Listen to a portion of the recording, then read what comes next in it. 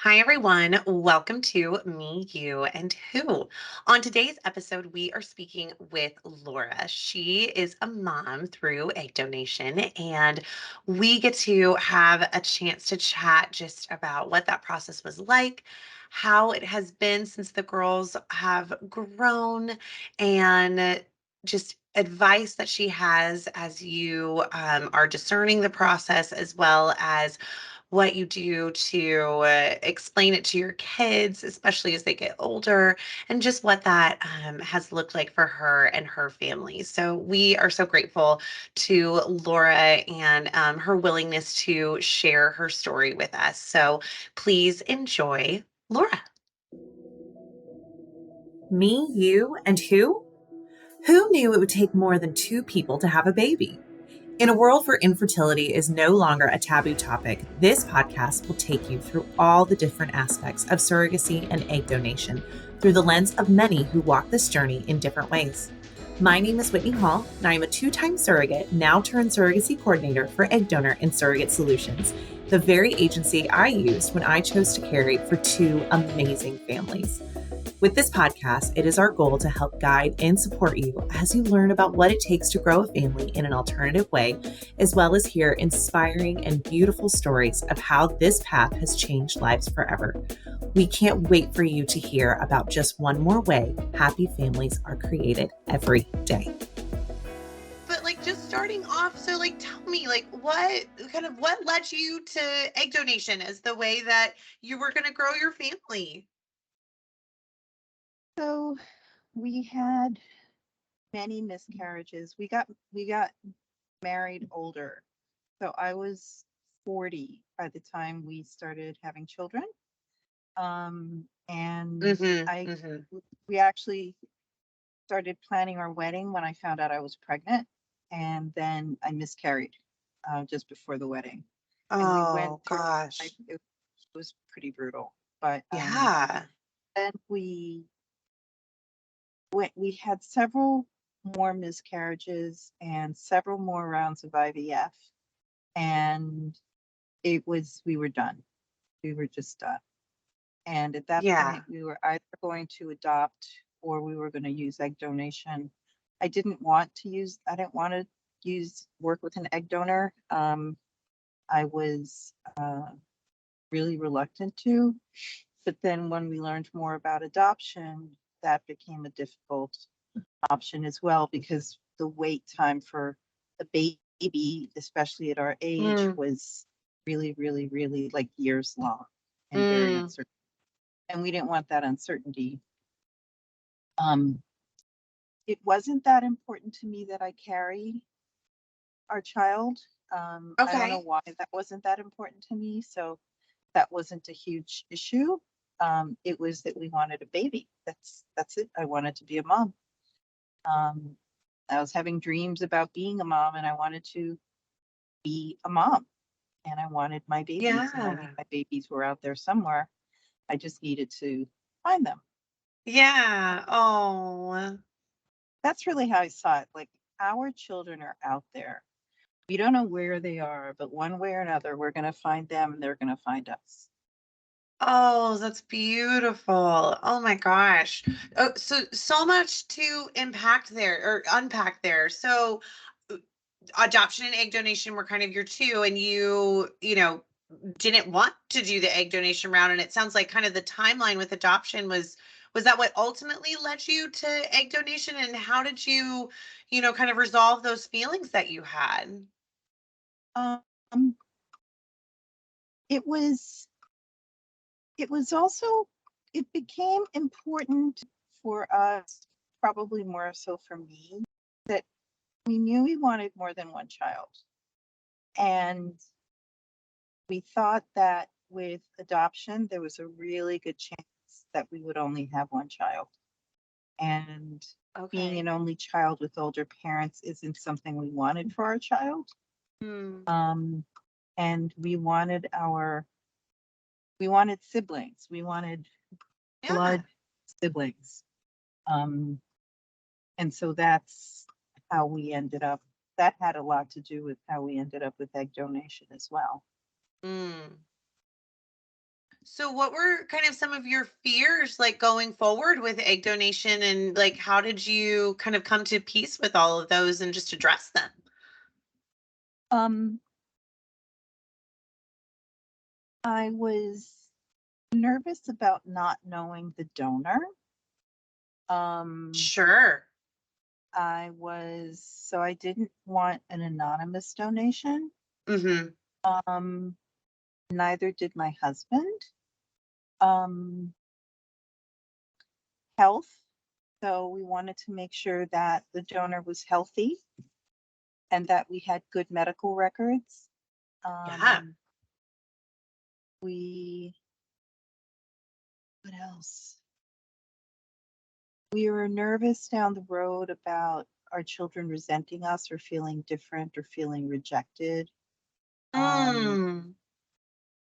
and What do you mean by that? that, and I guess if they told their friends that they were conceived through egg donation, would their friends think they were weird? Oh, Um, interesting.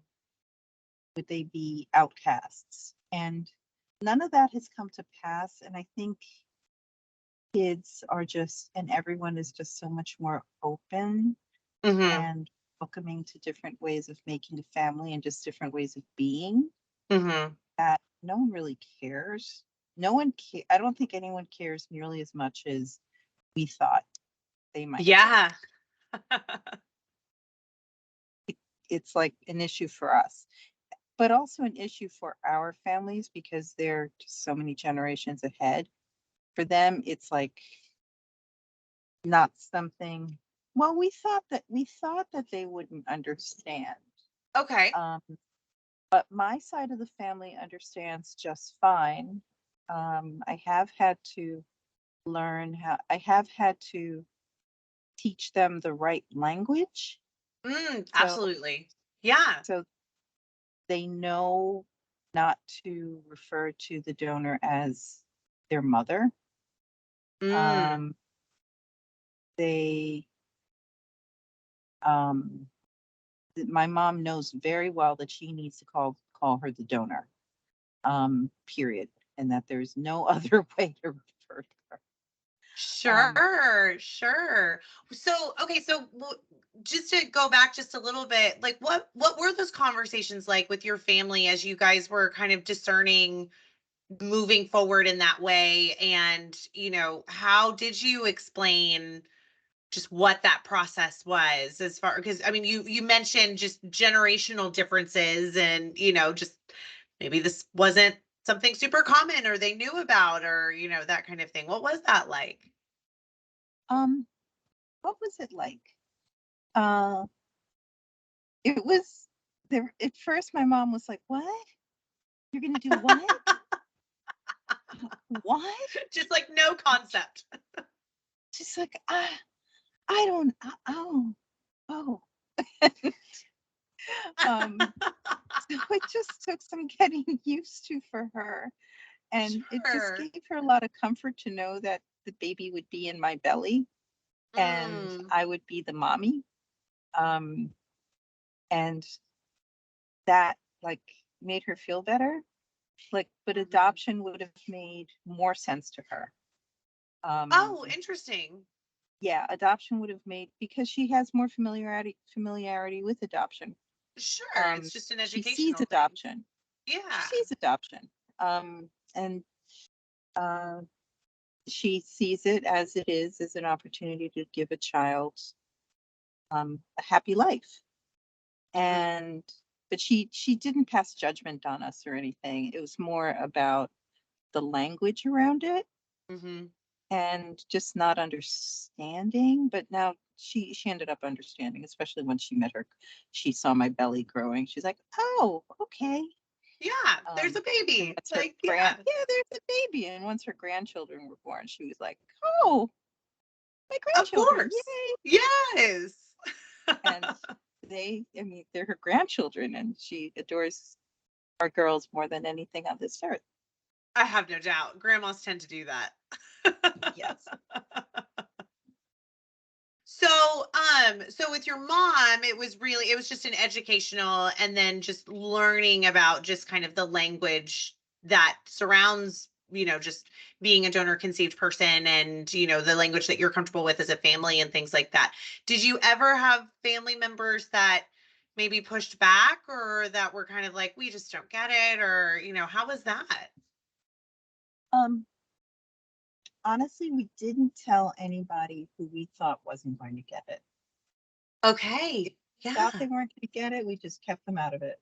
They just don't need to know because we're like, our children aren't your means of education. And if you're going to potentially be unkind to our kids, we're not going to tell you. Mm, mm. Yeah, a very need to know basis sort of situation for sure. It was need to know. Absolutely need to know. Yeah, no, that makes a ton of sense. So fast forwarding just a little bit, just because we're in that subject, what was the language that you used in explaining just to your girls, just this is what happened. This is, how you came to be. You found them. You went and found them. They found you. We I don't I mean, I guess there's some of the technical language, but the Hmm. emotional language has always been, we knew you were out there.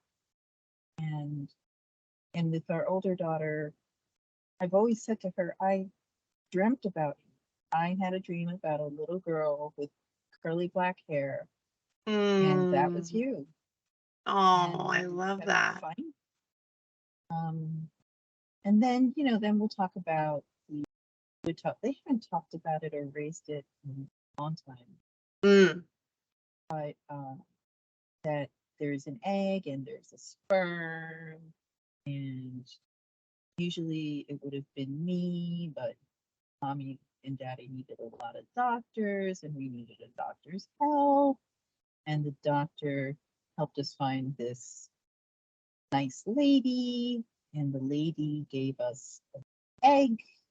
And then that's how, sperm and the egg together. And then you went into my belly. And you were born through my belly, and that's how you were born. And they're like, oh, okay, mommy, that's whatever. And then when we got to, oh my God, TMI, TMI, that sounds gross. Yeah, because And how old are they now? 10 and 11. 10 and 11. Yeah, so we're in that gorgeous preteen age. Mommy, I don't want to know. And then, like we were saying the other day, there are times when they'll say things about why they look the way they do, or how the older one will say, well, yeah, I look just like you, mommy, or, I'm taller than you. Um, you're, why are you so short and why am I so tall? Um, and they just like, they don't understand the genetics yet. Sure, just And the I don't know science what's going aspect of to it. happen, the science. I don't know what's going to happen once they understand the genetics, that we are not genetically. I don't know if that's going to matter to them or not. And I'm Hmm. nervous about that time. I don't know what's happening. Yeah. Have you thought about, I know you said you're nervous about it.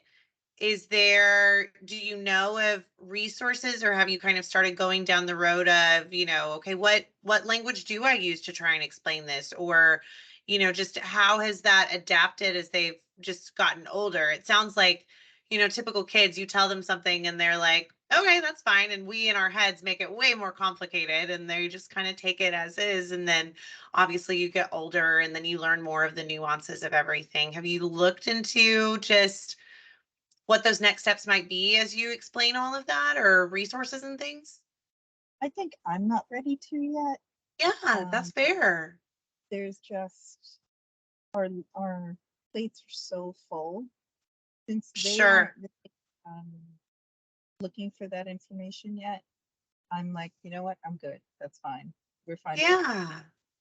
Fine for now. I do wonder whether at some point I or they will want to go onto a donor registry. and Yeah. whether we find siblings. That makes me nervous What because about that makes you nervous? it upsets them, because Oh, it has occurred to them that they might have siblings out there, and that upsets them. It makes them really? nervous. It makes them Yeah, nervous. it makes them nervous because they feel like there are pieces of them out there that they don't even know. Interesting. Yeah. Yeah, that's a really interesting piece of just what it means to be a donor conceived person. And then obviously as a parent, navigating all of that. And I feel like the registry, it's so helpful, but it does create a lot of those questions and, wonder behind, just all of that. That's a lot to take on. And you know what? Every person's journey is so individual to them as they're navigating that. And it sounds like you are doing just an amazing job of taking your cues from them and then knowing yourself and what you're ready for next. Yeah, there's only so much I can take right now. Yeah, for sure. Absolutely. Well, gosh, I mean, we're living life and with a 10 and 11-year-old girl. It's a lot. I've got my 11-year-old girl and I'm just eyes wide open like, You "Oh, get it. what's happening?" Yes. You get it. Oh yeah, that middle school. I tell you what, it is something. It is, and it's so much high drama. It's Ooh, so much drama all the time. Every day is drama. right. We are feeling those emotions deep and wide. And they're wearing, 100%. and when did pajamas become outerwear? Oh my gosh. I would love for pajamas to be outerwear at this point. We're like, when did paying XYZ dollars for a skirt? I'm just like, I'm sorry, what? No. To Target we go. To Target we go. I luckily I'm buying her clothes on Amazon now. I kid Absolutely. you I not. love I it. kid I you love a not. Jeffrey Bezos original. Yes, absolutely. It's like cargo pants for $22. Got it. All there. Oh, yes. And then it just comes right to your door. Don't even have to go to Target. I love it. Yes, 100%. I know this. I know this so hard, mama. So going back just a touch, when you were, okay, you figured it out. We're going to move forward in terms of egg donation. What, as you were just kind of navigating those next steps, what made you choose to do fresh versus frozen? And I know you said you didn't want it to be an anonymous donor, so it sounded like it was really important to you to really know the person that was going to be the donor. Um, I thought that with fresh, I would have some kind of interaction with the person. Yeah. My impression of Frozen was I kind of just didn't get a warm fuzzy feeling. It felt like I was going. It just didn't seem personal. Mm-hmm. Um, Mm-hmm. and I couldn't tell whether the people were nice or not, and that was important Her. to me. Yeah, There were pictures absolutely. on a page and that's it. Whereas with our donor, I spoke to her, saw her videos. Um, she seemed lovely, Yeah. and we worked with another before you guys introduced us to her. There was another young woman. She too was lovely, and the health, not the health, like it just didn't work out. Oh, like her And AMH levels weren't high enough or her something like that. her eggs, yeah, something, I don't remember what it was. Yeah. Um, and so that didn't work out. But she Mm-hmm. too was lovely, Yeah. and I didn't like the idea of this kind of coming across the same person on multiple platforms, and it just felt like a dating site.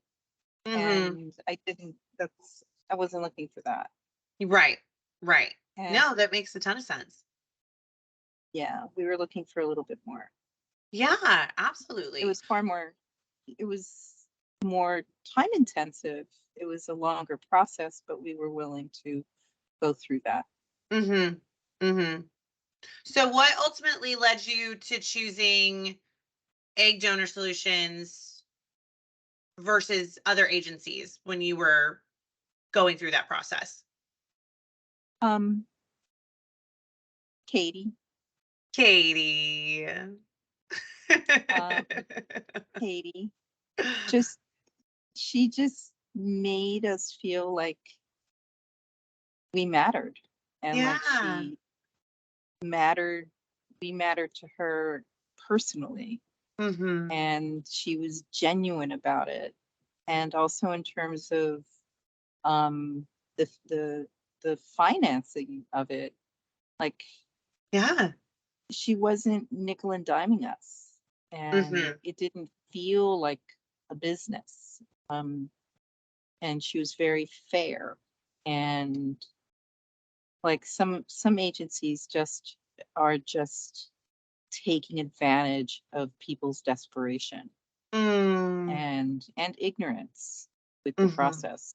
Mm-hmm. Um, and she didn't. I love that. And I love that you had That's that why we still experience. exchange Christmas cards. There you go. Yes, that's why we get to see these girls grow up. No, 12 years absolutely. later. 12 years later and still exchanging Christmas cards. Yeah. That's huge. No, I mean, yeah, at no point in time should anybody feel like a number during this process, at all. So I'm so glad that was your interaction. Speaking of, you just said kind of ignorance in the process. What was kind of that research that you did? Was it like Google and hope for the best, or, how did you go through all of that? There was I found a blog, not a blog, but like an online community. Yeah. I don't remember the name of it now, but there were these really awesome supportive women, and who just exchanged information, and Mm, some of them had luck and some of them didn't. Some of them were on their umpteenth transfer. mm, Some of them were on their first. And so I really relied on that group of strangers, just really kind-hearted strangers, to learn. Um, yeah. we read a lot about what it is like to be an a egg donor conceived person, and what the impact on the child might be, and how to have that conversation with the Mhm. child and keep that conversation going over time. Yeah, Um, and then we hope for the best. for sure. And that And was you got it. the best. And we did get the best. We have our You two got little the girls best. who Oh my are doing goodness. pretend gymnastics in our living room right now. I think they're going to go through the floor. Yes. Absolutely. All those scuffs on the wall, all the broken furniture, all that preteen drama. Oh my goodness. No, for sure.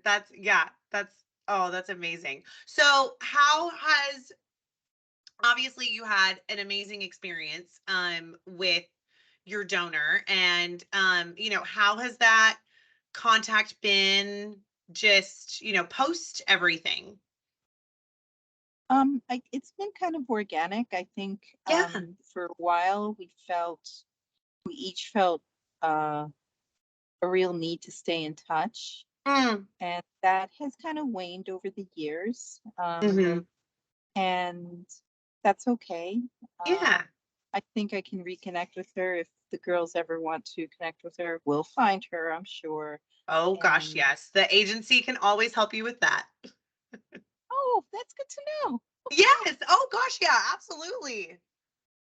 Um, so we'll take our lead from the girls and what they want to do. But we, my husband and I, decided early on that if they ever want to meet the donor, that Mhm. they could. Yeah. So we're not going to deny them that at any point. Sure. It's just They may continuing not to want to take meet those her, and cues. that's fine. but Oh gosh, yeah. it's their choice. It's not ours. Yeah. Oh, I love Even, that. yeah, so that's what we'll do. Yeah. And Just just, get yeah. it's their life, their choice. No, for sure. And just continue, I mean, continuing to just let them kind of guide that as they discern what it means for them. No, that's beautiful. That's absolutely beautiful. So, what do you think, just potential intended parents or, egg donors should know as they kind of discern this path for themselves? Um, it is an emotional ride. It Mm, is, it's a scary ride. Um, but I wouldn't have done it any other way, mm. because anything else would not have, I wouldn't have these two girls jumping around in my living room right now, driving daddy crazy, doing their pretend headstands and handstands. And it's just so grateful we found Katie. I mean, we Mm, interviewed lots of other agencies, mm, um, and had no interest in any of the others.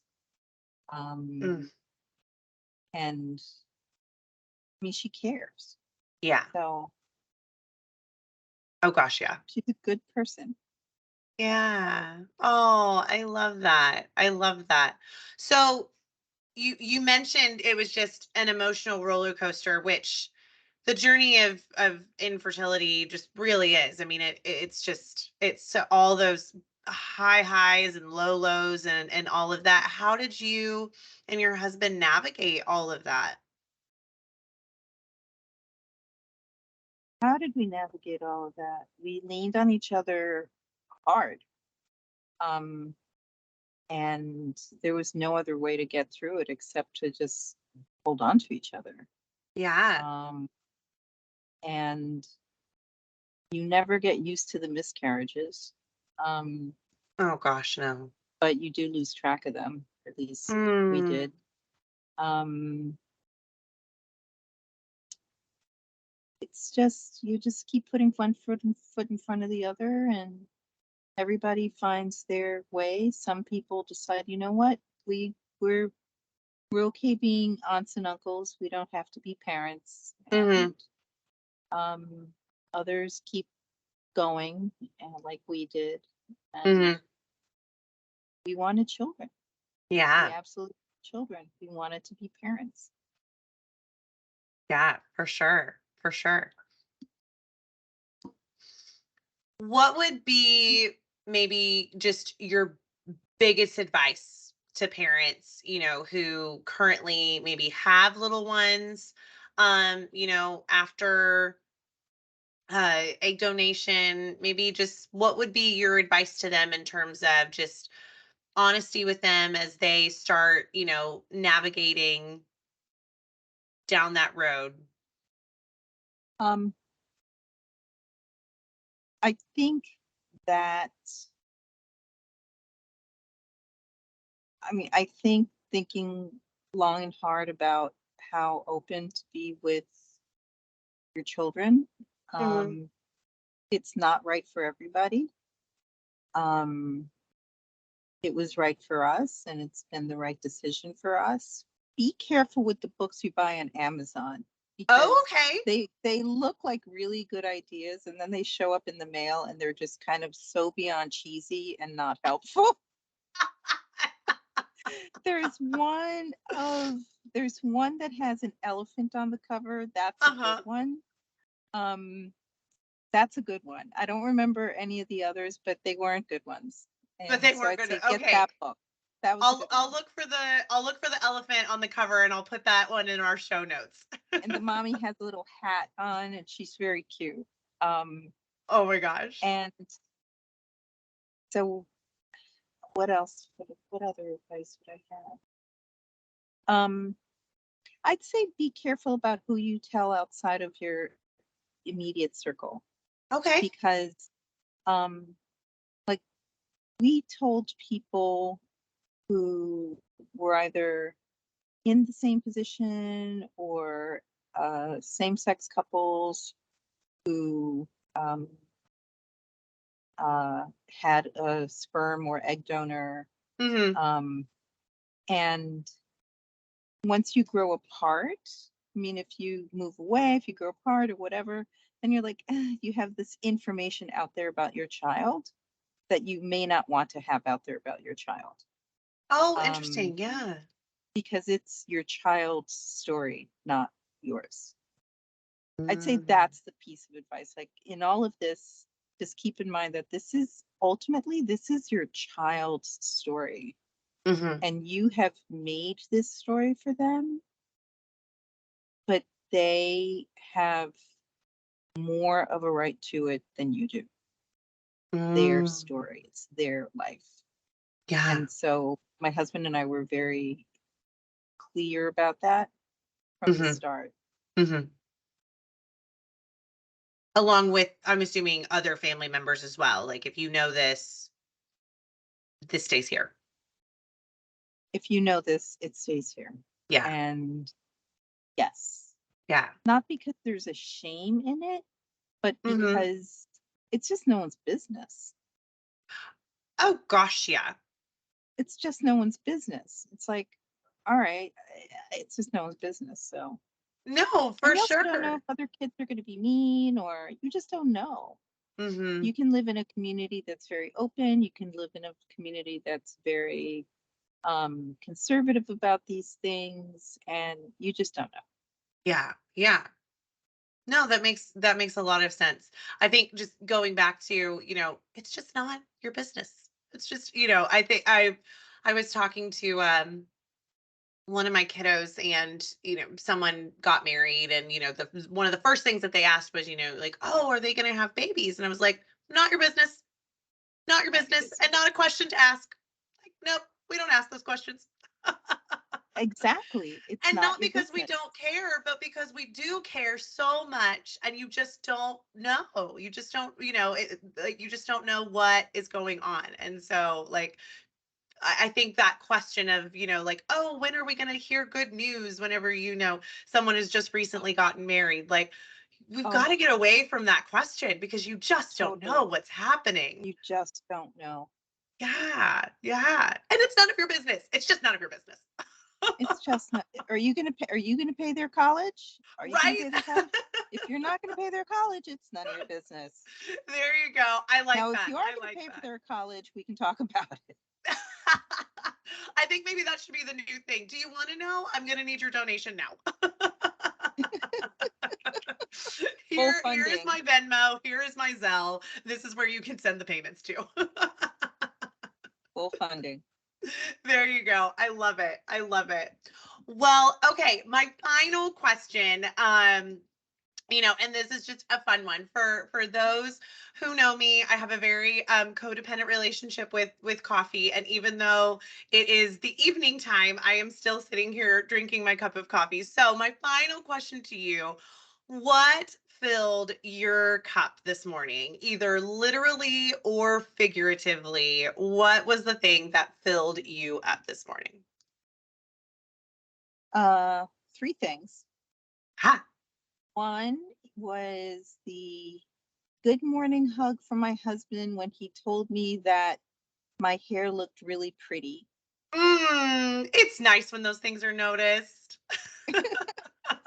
My Then my daily morning conversation with my mom, and Mm. then my Earl Grey tea. Oh, yes. Oh, yes. I love a good tea.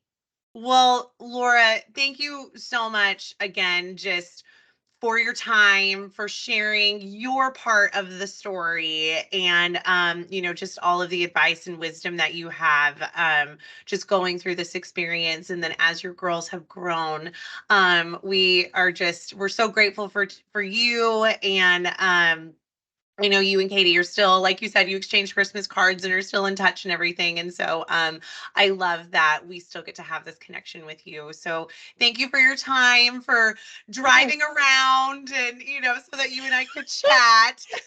Parking in front of the CVS. Parked in front of the CVS. You should go in and get a treat. You deserve I will. it. Oh, I will. Good. You should. You should. Well, again, Laura, just thank you so much. And Of course. we are just so grateful for you and are just so excited to hear more about as your girls just blossom and grow and become the amazing people that you are. So that they are. So thank you, thank you, thank you. They are wonderful, amazing little girls. They are so different from each other. Mm. They're entirely different. And they crack us up in different ways. So, and drive us crazy in other ways, but that's Oh, okay. absolutely. Absolutely. Yeah. It wouldn't be They're right if they soft. didn't. That's right. All right, Whitney. Well, thank you for asking me to speak with you guys. I really appreciate it. It, it's really nice. Thank you for asking. Yes, of course. All right. Well, you have a great rest of your night and thank you again. Alrighty, bye bye. All right. Bye. Hi, everyone. Thank you for joining us to hear Laura's story. As the egg donor industry moves towards greater transparency and openness for donor conceived kids, we always want to provide stories and resources that support this mission. In today's podcast, you heard Laura discuss her openness with her kids regarding using an egg donor, but that concepts around who you tell, will they seek out their donor, or will they seek out meeting donor siblings are still being navigated. And this is true for a lot of families. Many intended parents know they want to be open with their children, but all the details are difficult to tackle. In the show notes, you will find a couple of resources for support. First, I really want to encourage you to listen to episode 3 of this podcast if you haven't already. We explore a relationship between two intended mothers who did use the same donor, and they give some amazing information about their relationship and their kids' relationship. Secondly, the Donor Conception Network is a great place to start. Although it's based in the UK, they have a great support group, books, resources, as well as webinars and workshops. And you can also find great educational material at the website We Are Donor Conceived. Finally, we include some blogs that will support intended parents with a path to connect with their donor, as well as book recommendations. We want to thank all of the intended parents, donors, and surrogates who are willing to share their story on this platform. Every path to parenthood is unique, and how to navigate those conversations are personal to everyone. So, we at Egg Donor and Surrogate Solutions are here to help and support those who want to create happy families and be a resource to you as you go through your journey, even beyond delivery day.